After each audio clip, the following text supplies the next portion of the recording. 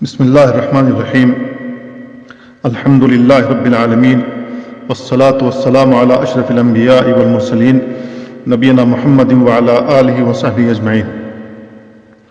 شیخ الاسلام محمد بن عبد الوہاب رحمہ اللہ اپنی کتاب التوحید میں 38واں باب اس طرح قائم کرتے ہیں: باب قول اللہ أَلَمْ تَرَ إِلَى الَّذِينَ يَزْعُمُونَ أَنَّهُمْ آمَنُوا بِمَا أُنزِلَ إِلَيْكَ وَمَا أُنزِلَ مِن قَبْلِكَ يُرِيدُونَ أَن يَتَحَاكَمُوا إِلَى الطَّاغُوتِ وَقَدْ أُمِرُوا أَن يَكْفُرُوا بِهِ وَيُرِيدُ الشَّيْطَانُ أَن يُضِلَّهُمْ ضَلَالًا بَعِيدًا۔ شیخ الاسلام محمد بن عبد الوہاب رحمہ اللہ یہ باب قائم کر کے بتلانا چاہتے ہیں کہ اللہ پر ایمان اور اس کی عبادت کا تقاضا ہے کہ انسان اس کے حکم کے سامنے سر تسلیم خم کر دے، اس کی نازل کردہ شریعت سے راضی اور خوش رہے، اقوال، عقائد، باہمی نزاع و لڑائی جھگڑے، قتل و خون، مال و دولت اور دیگر تمام حقوق میں اللہ کی اور اس کے رسول کی سنت کی طرف رجوع کرے، کیونکہ اللہ ہی حکم ہے اور اسی کی طرف حکم و فیصلہ کے لیے رجوع کرنا چاہیے۔ جس آیت کے ذریعے باب قائم کیا گیا ہے وہ واضح دلیل ہے کہ اللہ کی نازل کردہ شریعت کے مطابق فیصلے لینا توحید الوہیت اور توحید ربوبیت کا تقاضا ہے، اور غیر شرعی احکام اور غیر شرعی قوانین سے فیصلے لینا اللہ کے ساتھ شرک اور بہت بڑا کفر ہے، اس لیے کہ تنہا اللہ تعالی کا حکم چلتا ہے، چاہے وہ حکم قدری ہو، چاہے وہ حکم تشریعی ہو، چاہے وہ حکم قصاص اور بدلے لینے کا ہو، جیسا کہ اللہ رب العالمین کا فرمان ہے: الا لہ الحکم والامر، آگاہ ہو جاؤ کہ اسی کے لیے ہے خلق اور اسی کا حکم ہے، وہی حکم دیتا ہے، وہی جس چیز سے چاہے منع کر دے، وہ جسے چاہے حلال کر دے اور جسے چاہے حرام کر دے۔ اللہ تعالیٰ کا ان امور میں کوئی ساجی و شریک نہیں ہے۔ اللہ کا فرمان ہے: ان الحکم الا للہ امر اللہ تعبدوا الا ایاہ ذلک الدین القیم ولکن اکثر الناس لا یعلمون۔ حکم صرف اللہ رب العالمین کے لیے ہے، اسی نے تمہیں حکم دیا ہے کہ تنہا اسی کی عبادت کرو، یہی سیدھا دین ہے، لیکن اکثر لوگ نہیں جانتے ہیں۔ سورہ یوسف کی آیت ہے۔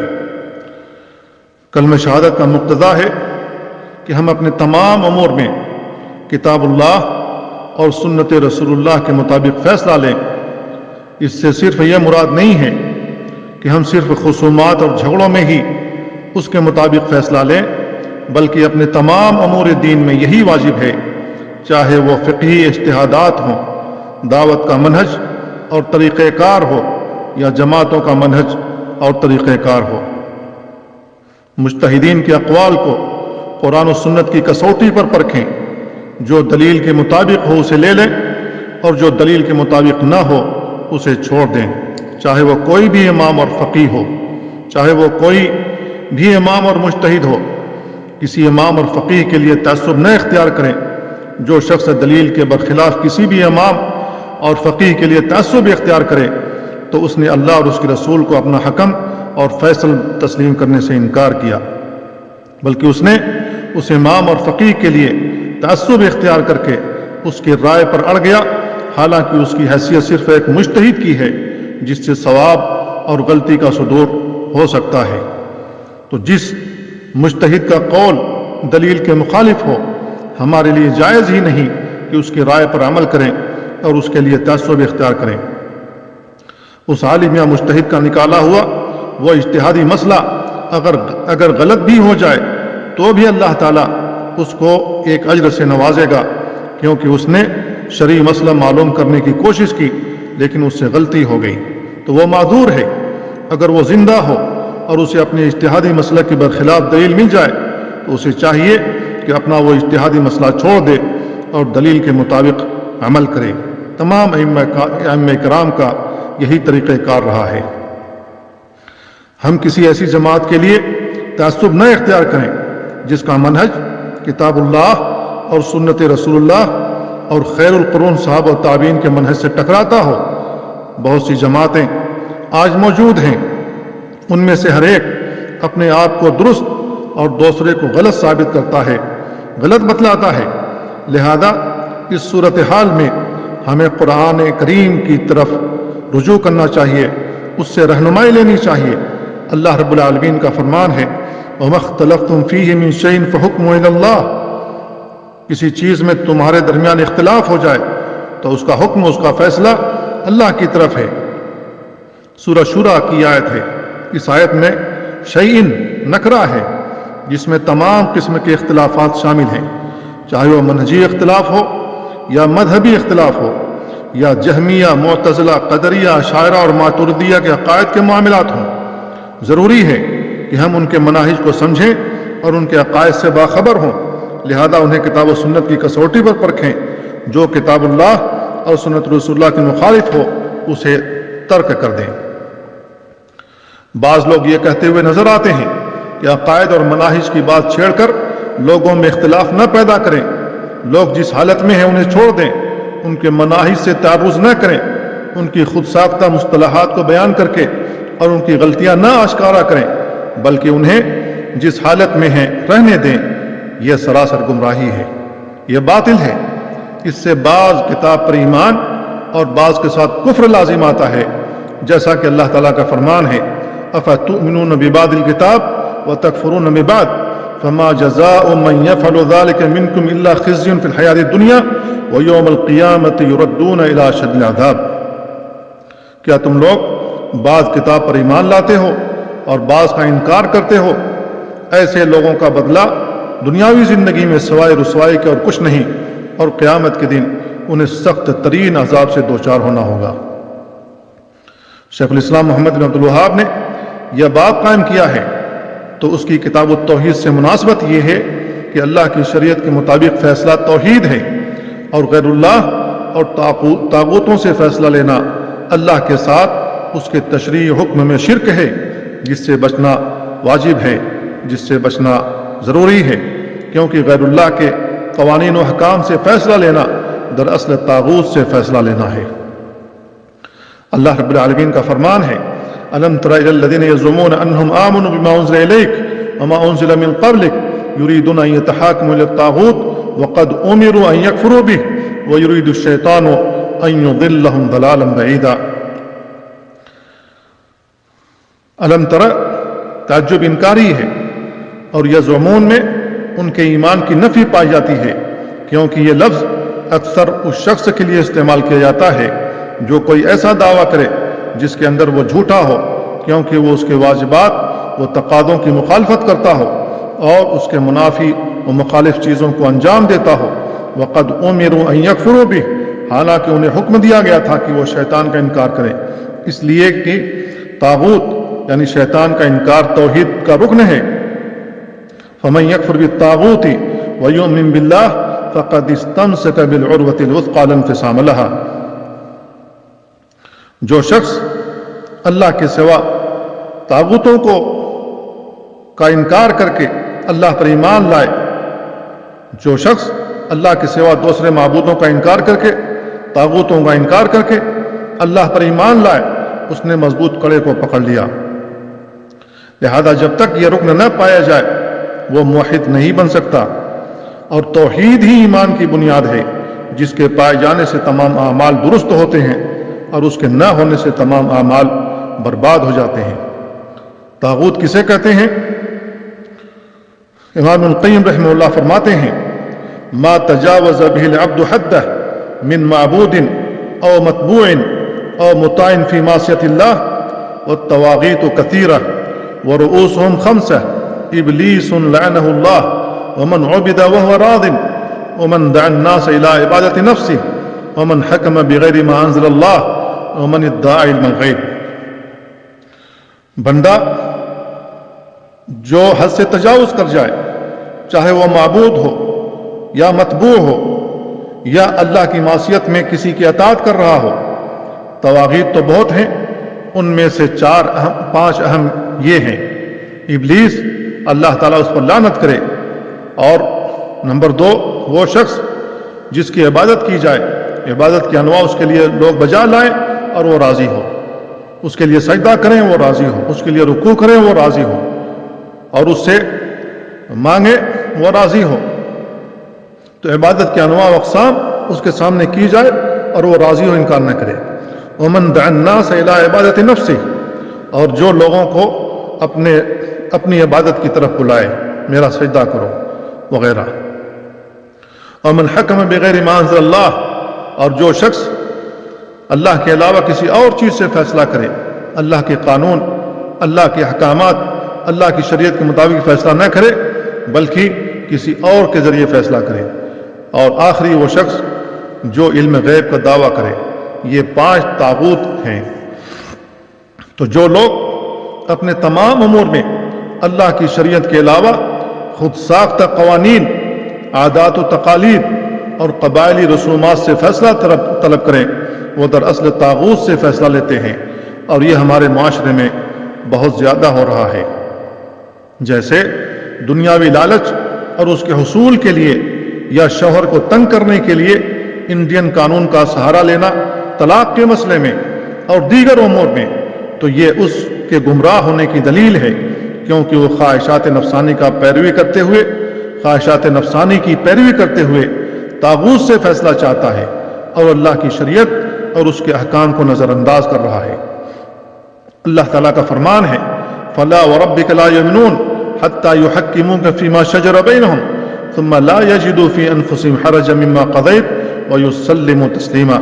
तेरे रब की कसम, ये लोग मोमिन नहीं हो सकते जब तक कि आपस के तमाम इख्तिलाफात में आपको फैसल न मान लें, फिर आप जो फैसला उनमें कर दें उनसे अपने दिल में किसी किस्म की तंगी न महसूस करें, बल्कि फरमाबरदारी के साथ उसे कबूल कर लें। तो जो शख्स शरीयत के मुताबिक न फैसला ले, उससे राज़ी न हो और अपने दिल में तंगी महसूस करे, ऐसे लोगों के बारे में अल्लाह ताला ने एक आयत में काफिर कहा, वमन लम यहकुम बिमा अंज़लल्लाह फउलाइका हुमुल काफिरून। जो शख्स अल्लाह के हुक्म के मुताबिक फैसला न करे वह काफिर है। दूसरी आयत में अल्लाह रब्बुल आलमीन ने जालिम कहा, वमन लम यहकुम बिमा अंज़लल्लाह फउलाइका हुमुल ज़ालिमून। जो अल्लाह के हुक्म के मुताबिक फैसला न करे वो जालिम है। तीसरी आयत में अल्लाह ताला ने उसे फासिक कहा, वमन लम यहकुम बिमा अंज़लल्लाह फउलाइका हुमुल फासिकून। जबकि अल्लाह ताला ने हमें और आपको हुक्म दिया है, या अय्युहल्लज़ीना आमनू उदखुलू फिस्सिल्म काफ़ा, ऐ ईमान वालो इस्लाम में पूरे के पूरे दाखिल हो जाओ। ये नहीं है कि जो हमारा दिल चाहे वो उसी हद तक हम इस्लाम में रहें, इस्लामी अहकामात को फॉलो करें, और जो हमारा दिल न चाहे दुनियावी कवानीन की पासदारी करें, उससे फैसला लें, उसकी तरफ रुजू करें और उसको बड़ा समझें, उसको अच्छा समझें। शेखुल इस्लाम मोहम्मद बिन अब्दुल वहाब रहमहुल्लाह ने बात कायम करने के बाद जो आयत जिक्र की है वो यही है कि अलम तरा इल्लज़ीना यज़ुमूना अन्नहुम आमनू बिमा उन्ज़िला इलैक व मा उन्ज़िला मिन क़ब्लिक युरीदूना अन यतहाकमू इला ताग़ूत व क़द उमिरू अन यकफ़ुरू बिही व युरीदु अश-शैतानु अन युज़िल्लहुम ज़लालन बईदा व इज़ा क़ीला लहुम तआलू इला मा अंज़लल्लाह व इला र-रसूल रअयतल मुनाफ़िक़ीना यसुद्दूना अन्का सुदूदा फ़कैफ़ इज़ा असाबतहुम मुसीबतुन बिमा क़द्दमत अयदीहिम सुम्मा जाऊका यहलिफ़ूना बिल्लाह इन अरदना इल्ला इहसाना व तौफ़ीक़ा। क्या आपने उन लोगों को नहीं देखा जो दावा तो यह करते हैं कि जो किताब आप पर नाजिल हुई और जो किताबें आपसे पहले नाजिल हुई उन सब पर ईमान रखते हैं, मगर चाहते हैं कि अपना मुकद्दमा तागूत के पास ले जाकर फैसला कराएं, हालांकि उन्हें तागूत और उसके फैसले के साथ कुफ्र करने का हुक्म दिया गया है और शैतान उन्हें भटकाकर राह रास्त से बहुत दूर ले जाना चाहता है। और जब उनसे कहा जाता है कि आओ उस चीज़ की तरफ जो अल्लाह ने नाजिल की है और आओ रसूलुल्लाह सल्लल्लाहु अलैहि वसल्लम की तरफ, तो आप देखेंगे कि मुनाफिक आपसे एराज करके रुक जाते हैं। फिर उनका क्या हाल होता है जब उनके अपने आमाल के सबब उन पर कोई मुसीबत आ पड़े तो आपकी खिदमत में आकर कस्में खाते हैं, हमने तो सिर्फ अच्छाई और सुलह कराने का इरादा किया था। اللہ تعالیٰ کی توحید اور توحید الوہیت کا تقاضا ہے کہ حکم اور فیصلے میں بھی اسے اکیلا اور وحدہ لا شریک سمجھا جائے۔ اطاعت کا حقدار صرف اللہ عز و جل کو جاننے اور اللہ تعالیٰ کی توحید اور رسول اللہ صلی اللہ علیہ وسلم کی رسالت کی گواہی کو سچ ثابت کرنے کے لیے ضروری ہے کہ بندہ اللہ کے نازل کردہ احکام کے مطابق باہمی فیصلے کریں اور جاہلیت کے قوانین اور ضوابط کے مطابق فیصلے کرنا ترک کر دیں، کیونکہ یہ بہت بڑا کفر اور توحید کے منافی امر ہے۔ شیخ محمد بن ابراہیم رحمہ اللہ اپنے ایک رسالہ تحکیم القوانین میں رقم تراز ہیں لکھتے ہیں کہ یہ بہت بڑا اور صریح کفر ہے کہ ایک قابل لعنت قانون کو اس قانون کی جگہ لا کھڑا کیا جائے جسے روح الامین جبریل علیہ السلام سید المرسلین محمد صلی اللہ علیہ وسلم کی طرف اس لیے لے کر آئے تاکہ آپ تمام اہل جہان کے مابین رب العالمین کے حکم کے مطابق فیصلہ کرنے والے ہو جائیں۔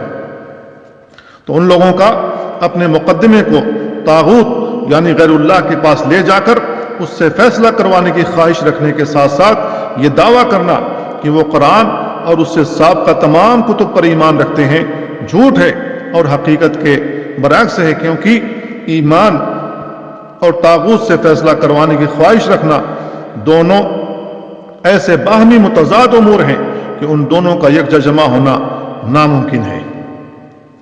یریدون ان یتحاکموا الی الطاغوت، وہ چاہتے ہیں کہ اپنا مقدمہ طاغوت کے پاس لے جا کر اس سے فیصلہ کروائیں۔ اس جملے میں لفظ یریدون وہ چاہتے ہیں ایک اہم ضابطے کی طرف اشارہ ہے، وہ یہ ہے کہ طاغوت سے فیصلہ کروانے والے شخص سے ایمان کی نفی اس وقت ہوگی جب وہ اپنے ارادے، خوشی اور اختیار کے ساتھ اس سے فیصلہ کروائے اور اسے ناپسند نہ سمجھے۔ گویا اس فیصلے میں ارادہ، اختیار اور خوشی ایک شرط کی حیثیت رکھتے ہیں۔ اگر یہ چیزیں ہوں گی تو وہ شخص ایماندار کہلانے کا حقدار قطعاً نہیں ہوگا، اور اگر اسے طاغوت سے فیصلہ کروانے اور تسلیم کرنے پر مجبور کیا جا رہا ہے، وہ اسے ناپسند جانتا ہے، تو ایسا مجبور و لاچار شخص ایمان سے خارج نہیں ہوگا۔ وقد امروا ان یکفروا بہ، انہیں طاغوت اور اس کے فیصلے کے ساتھ کفر کرنے کا حکم دیا گیا ہے۔ طاغوت غیر اللہ سے فیصلہ کروانے کا انکار کرنا اور اس کے ساتھ کفر کرنا صرف واجب ہی نہیں بلکہ توحید کا لازمی جز ہے، اور اللہ تعالیٰ کو رب مان کر اس کی تعظیم کرنے کا تقاضا بھی یہی ہے۔ وَيُرِيدُ الشَّيْطَانُ، شیطان چاہتا ہے کہ انہیں بھٹکا کر راہ راست سے بہت دور لے جائے۔ آیت کے اس آخری جملے سے معلوم ہوا کہ غیر اللہ سے فیصلہ کروانے کی خواہش رکھنا اور اسے تسلیم کرنا سراسر شیطانی الہام اور ابلیسی بہکاوا ہے۔ شیخ الاسلام محمد بن عبد الوہاب رحمہ اللہ نے یہ آیت ذکر کرنے کے بعد ایک اور آیت ذکر کی ہے، وَإِذَا قِيلَ لَهُمْ لَا تُفْسِدُوا فِي الْأَرْضِ قَالُوا إِنَّمَا نَحْنُ مُصْلِحُونَ، سورہ بقرہ کی آیت ہے۔ جب ان سے کہا جاتا ہے اس زمین میں فساد نہ برپا کرو تو کہتے ہیں کہ ہم تو صرف اصلاح کرنے والے ہیں، یعنی ان سے کہا جاتا ہے کہ غیر اللہ کے قانون کے مطابق فیصلہ کر کے اور اللہ کے ساتھ غیروں کو شریک ٹھہرا کر زمین میں فساد برپا نہ کرو، کیونکہ اللہ کی شریعت اور توحید کے ساتھ زمین میں امن و امان ہوتا ہے، اور شرک کی تمام تر انواع و اقسام کے ساتھ زمین میں فساد برپا ہوتا ہے۔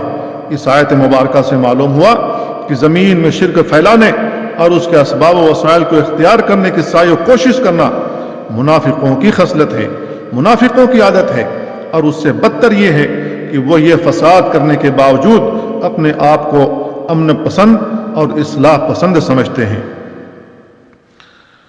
اس کے بعد شیخ الاسلام نے ایک اور آیت ذکر کی ہے، وَلَا تُفْسِدُوا فِي الْأَرْضِ بَعْدَ إِصْلَاحِهَا، زمین میں اس کی اصلاح کر دیے جانے کے بعد فساد نہ کرو، یعنی معاصی کا ارتکاب کر کے اور اللہ کے ساتھ شرک کر کے اور غیر اللہ کے قوانین سے فیصلے لے کر زمین میں فساد نہ مچاؤ۔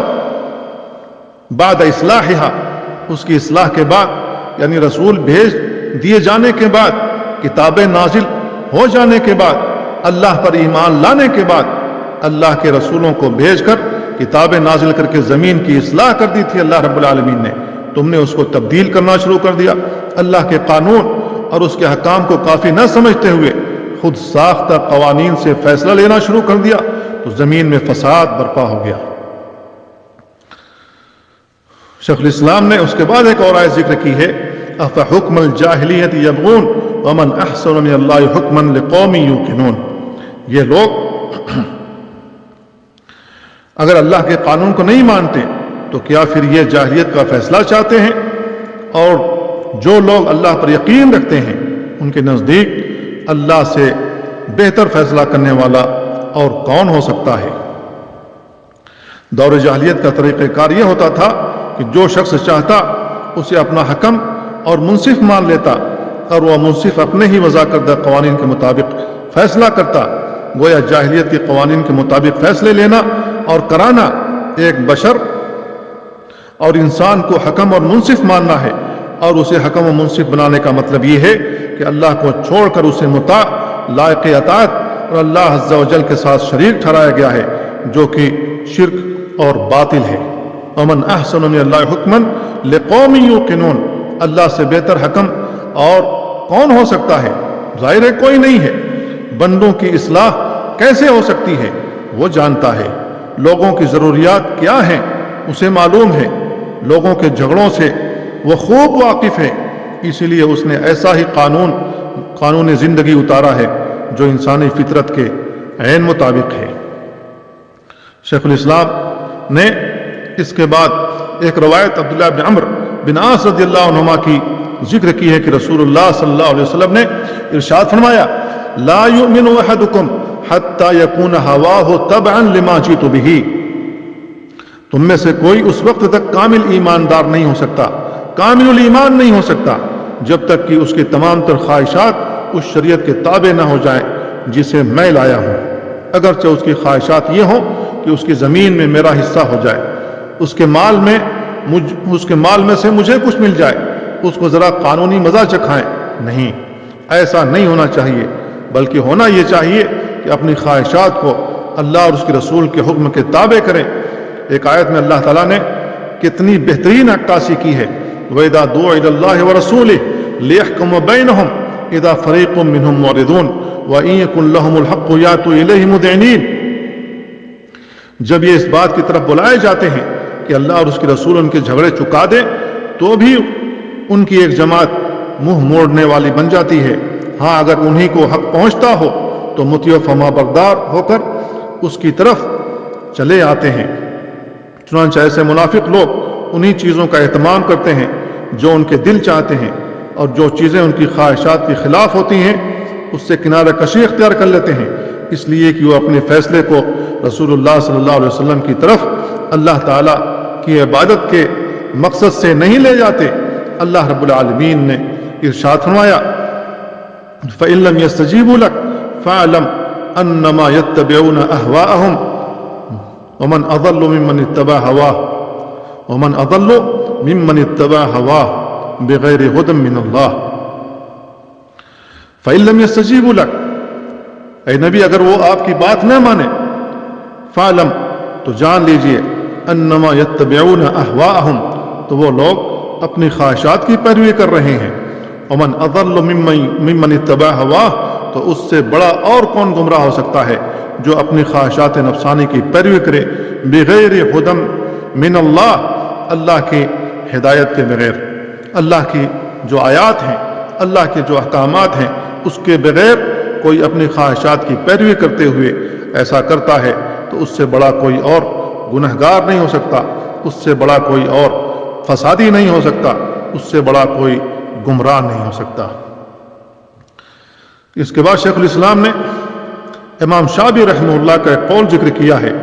وہ کہتے ہیں کہ ایک منافق اور یہودی کے مابین جھگڑا ہوا تو یہودی جانتا تھا کہ محمد صلی اللہ علیہ وسلم رشوت نہیں لیتے. اس نے کہا ہم یہ معاملہ محمد صلی اللہ علیہ وسلم کی خدمت میں پیش کرتے ہیں، اور منافق نے کہا ہم یہ معاملہ یہود کے پاس لے چلتے ہیں. وہ جانتا تھا کہ یہودی رشوت لیتے ہیں.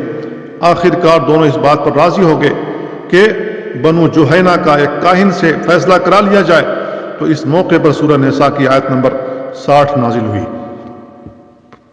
بعض اہل علم نے بیان کیا ہے کہ یہ آیت ان دونوں آدمیوں کے بارے میں نازل ہوئی جس کا کسی معاملہ میں آپس میں اختلاف ہو گیا تھا. تو ان میں سے ایک نے کہا ہم یہ معاملہ محمد صلی اللہ علیہ وسلم کے پاس پیش کرتے ہیں. دوسرے نے کہا نہیں، یہ معاملہ کعب بن اشرف یہودی کے پاس لے چلتے ہیں. چنانچہ سیدنا عمر رضی اللہ تعالیٰ عنہ کے پاس چلے آئے تو ان میں سے ایک نے سارا واقعہ ان کے گوش گزار کر دیا، تو عمر رضی اللہ تعالیٰ عنہ نے اس شخص سے استفسار کیا جو رسول اللہ صلی اللہ علیہ وسلم سے فیصلہ نہیں کرنا چاہتا تھا، کیا یہ ٹھیک کہہ رہا ہے؟ اس نے کہا جی ہاں۔ چنانچہ انہوں نے گھر میں سے تلوار نکال لی اور اس منافق کا کان تمام کر دیا، اس کی گردن اڑا دی اور فرمایا ھذا قضاء من لم یرض بقضاء رسول اللہ صلی اللہ علیہ وسلم، جو رسول اللہ صلی اللہ علیہ وسلم سے فیصلہ نہ لے، رسول اللہ صلی اللہ علیہ وسلم کے حکم کے مطابق فیصلہ نہ لے، اس کے حق میں میرا یہی فیصلہ ہے۔ شیخ الاسلام محمد بن عبد الوہاب رحمہ اللہ نے قرآن مجید کی یہ آیتیں اور حدیث ذکر کرنے کے بعد اس سے چند مسائل کا استخراج کیا ہے۔ پہلا مسئلہ یہ ہے کہ اس سے سورہ نساء کی آیت نمبر 60 کی تفسیر اور طاغوت کے معنی کی وضاحت ہوئی۔ نمبر 2، سورہ بقرہ کی آیت نمبر 11 کی تفسیر بھی معلوم ہوئی کہ فساد کرنے والے خود کو اصلاح کار سمجھتے ہیں۔ نمبر 3، سورہ اعراف کی آیت نمبر 56 کی تفسیر بھی معلوم ہوئی جس میں زمین میں فساد کرنے سے روکا گیا ہے۔ نمبر 4، سورہ مائدہ کی آیت 50 کی تفسیر بھی معلوم ہوئی کہ اللہ تعالیٰ سے بڑھ کر بہتر فیصلہ کرنے والا اور کوئی نہیں ہے۔ نمبر 5، اس باب میں مذکور پہلی آیت کی تفسیر میں شابی کا قول بھی سامنے آیا۔ نمبر 6، یہ بھی معلوم ہوا کہ سچا ایماندار کون ہے اور جھوٹا کون ہے۔ نمبر 7، عمر رضی اللہ تعالیٰ عنہ نے منافق کے ساتھ جو سلوک کیا اس کا ذکر بھی سامنے آ گیا۔ نمبر 8، یہ بھی معلوم ہوا کہ کسی شخص کا ایمان اس وقت تک مکمل نہیں ہو سکتا جب تک اس کی تمام تر خواہشات رسول اللہ صلی اللہ علیہ وسلم کی شریعت کے تابع نہ ہو جائے۔ اللہ تعالیٰ سے دعا ہے اللہ تعالیٰ ہمیں شریعت کا پابند بنائے اور اپنے تمام معاملات میں کتاب اللہ اور سنت رسول اللہ کی طرف رجوع کرنے والا بنائے۔ وصلی اللہ وسلم علی نبینا محمد وعلی آلہ وصحبہ اجمعین۔